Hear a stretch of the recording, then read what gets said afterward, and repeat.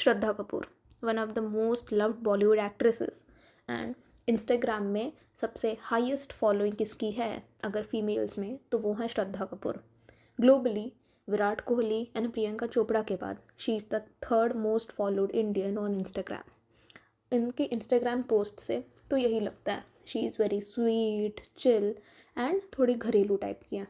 बहुत relatable post करती हैं बिना मेकअप के, वेरी सिंपल लुक। फैंस को बीच बीच में रिप्लाईज भी करती हैं, मीम्स के स्टाइल में रिप्लाई करती है, मीम शेयर करती है and it feels like she is so relatable just like us. Being a nepo kid and being such a big star, वो बिल्कुल भी एटीट्यूड नहीं दिखाती है। अब तो ऐसा लगता है कि this is all fake. But उनका भी एक बहुत कंट्रोवर्शियल पास्ट रहा है और वो धीरे धीरे सामने आ रहा है। ये बात बहुत लोगों से छुपी हुई थी, maybe because are strong PR game. उनकी PR गेम इतनी स्ट्रॉन्ग है कि कुछ हेडलाइंस जो आते हैं न्यूज़पेपर्स में, न्यूज़ ब्लॉग्स में, वेबसाइट्स में, उनमें से उनका नाम ही हटाया जाता है। उनके भाई सिद्धांत कपूर भी ये सब चीज़ों में इन्वॉल्व हैं, लेकिन अगर आप गूगल करोगे तो श्रद्धा का नाम है, लेकिन बहुत कम एज़ कम्पेयर टू सिद्धांत कपूर। वो अपने भाई का नाम तो रिमूव नहीं कर रही हैं, लेकिन उनकी PR टीम उनका नाम रिमूव करने में कोई कसर नहीं छोड़ रही है। अब चलिए स्टार्ट करते हैं 2020 की बात से। 14 जून 2020 में सुशांत सिंह राजपूत ने अपने मुंबई वाले फ्लैट में सुसाइड कर ली। CBI, ED और NCB ने अलग अलग एंगल से इन्वेस्टिगेशन करनी स्टार्ट कर दी। NCB ने ड्रग एंगल इन्वेस्टिगेशन शुरू किया।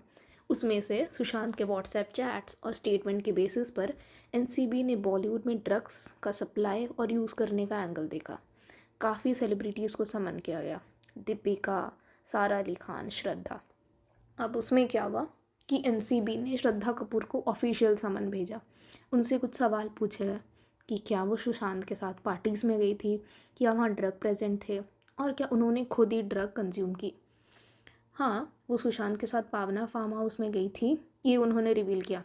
वहाँ अल्कोहल और वीड देखा, लेकिन उन्होंने साफ इनकार कर दिया कि उन्होंने तो कोई ड्रग कंज्यूम किया ही नहीं है और कोई भी ड्रग्स बाय, सेल, सप्लाई से उनका कुछ रिलेशन नहीं है। तो सिर्फ क्वेश्चनिंग हुई और वो इससे बच गई। अब आते हैं 2022 में।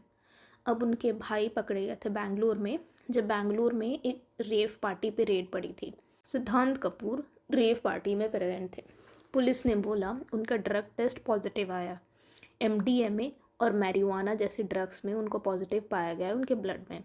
तो उनको NDPS एक्ट के अंडर बुक किया गया और बाद में उनको भी स्टेशन बेल मिल गई। तो ये केस सिर्फ सिद्धांत कपूर का था।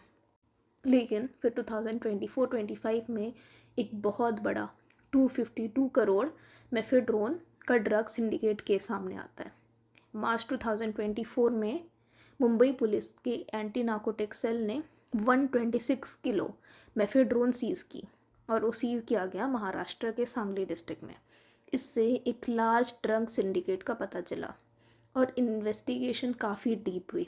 एक अक्यूज्ड जो है मोहम्मद शेख को दुबई से डिपोर्ट किया गया। उसने इंटरोगेशन में बोला वो इंडिया एंड अब्रॉड में पार्टीज़ होस्ट करता था जहाँ सेलिब्रिटीज़ आते थे। इन्वेस्टिगेशन के दौरान कई लोगों के नाम बोले गए। फिर नवंबर-दिसंबर 2025 में समन्स इशू हुए। मुंबई पुलिस ने सिद्धांत कपूर को समन किया, वही जो श्रद्धा के भाई हैं, और उसके बाद ओरी यानी ओरहान अब्दुर्रहमानी को भी समन किया गया। अब श्रद्धा कपूर का रोल क्या था इसमें 252 करोड़ के केस में।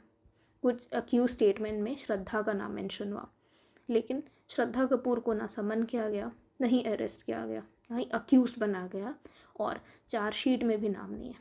लेकिन एलिगेशंस उन पे काफ़ी लगे। अब श्रद्धा कपूर ये सबसे कैसे बच जाती है वो तो किसी को नहीं पता। श्रद्धा कपूर के नाम बहुत सारी ड्रग केसेस में सामने आए, लेकिन वो किसी न किसी तरह से उससे बाहर निकल जाती है। पता नहीं व्हाट इज़ द रीज़न। अब बॉलीवुड में कनेक्शंस भी काफ़ी डीप होते हैं लोगों को लगता है कि श्रद्धा कपूर को धर्मा मूवीज़ या यशराज फिल्म्स जैसी बड़ी बड़ी बैनर साइन नहीं करती, वो सिर्फ आलिया या फिर और दूसरी एक्ट्रेसेस को सपोर्ट करती हैं। Shraddha Kapoor is self made, even being a nepo kid. वो बड़ी बड़ी बैनर्स के फिल्म में काम नहीं किए, but she is kind of a superstar herself. लेकिन श्रद्धा कपूर इतनी बड़ी बड़ी ड्रग केस में आके भी कैसे बच जाती हैं ये तो हमें भी नहीं पता। 2020 में, 2022 में, इनफैक्ट 2024-25 में उनके नाम हर जगह मेंशन हुए हैं, लेकिन कभी भी ना उनको जेल हुई ना ही उनको एक्यूज्ड किया गया। Maybe she has very deep connections जिसके बारे में पब्लिक को नहीं पता। और इंडिया लॉ में summons is not equal to criminal case.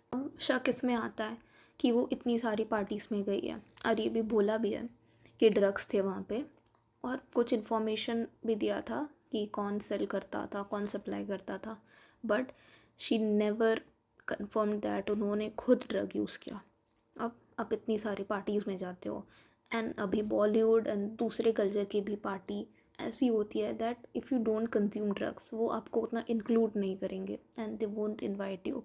But repeatedly आप इतनी पार्टीज़ में जाके भी आप बोलती हो नहीं मैंने तो ड्रग कंज्यूम नहीं किया, जबकि आपके भाई का ड्रग टेस्ट पॉजिटिव आया था एंड वो भी आपके साथ हर पार्टीज़ में जाता है। श्रद्धा ने बिना कोई स्ट्रॉन्ग पब्लिक क्लैरिफिकेशन दी, ना ही मीडिया को लीगल थ्रेट दिया कि उनके बारे में कुछ गलत इन्फॉर्मेशन या कुछ भी स्प्रेड किया जा रहा है, तो बहुत साइलेंट रही। साइलेंस को इंडिया में लोग तो एक्सेप्टेंस ही समझेंगे, जबकि लीगल साइलेंस तो नॉर्मल ही होता है।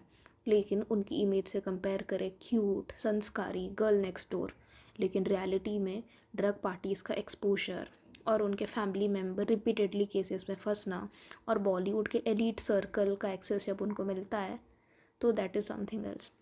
सो आपका क्या कहना है श्रद्धा कपूर के केस के बारे में? अगर आप यहाँ तक आ भी गए हो तो प्लीज़ सब्सक्राइब कर दो, and I hope you like this video, and if you subscribe and support me, I'll continue making such more revelations.